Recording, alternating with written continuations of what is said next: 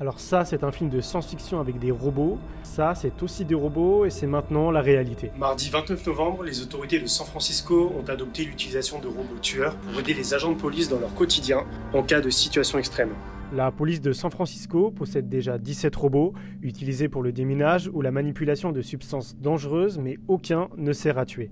Ces nouveaux prototypes ressemblent d'ailleurs à des canons montés sur des roues capables d'identifier une cible et de la verrouiller de manière autonome. L'un sera capable de tirer des charges explosives, l'autre pourra tirer des balles à la vitesse d'une mitraillette. Évidemment, les robots tueurs ne pourront être déployés que lorsque les forces de l'ordre considèrent que le risque de mort pour les membres du public et les officiers est imminent. Le chef de la police de la ville, David Lazar, a justifié leur utilisation en prenant l'exemple de la fusillade de masse survenue lors d'un festival à Las Vegas en 2017.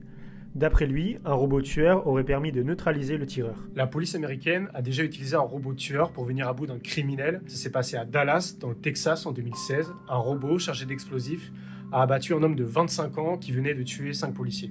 De quoi relancer le débat sur les SALA, les systèmes d'armes létales autonomes. Selon le dernier sondage à l'initiative de la campagne Stop Killers Robots, 55% des Américains se disent opposés à ces armes car ils dénoncent une militarisation de l'intelligence artificielle. L'un des 2 prototypes envisagés a d'ailleurs été utilisé pendant des années par les militaires américains en Irak et en Afghanistan.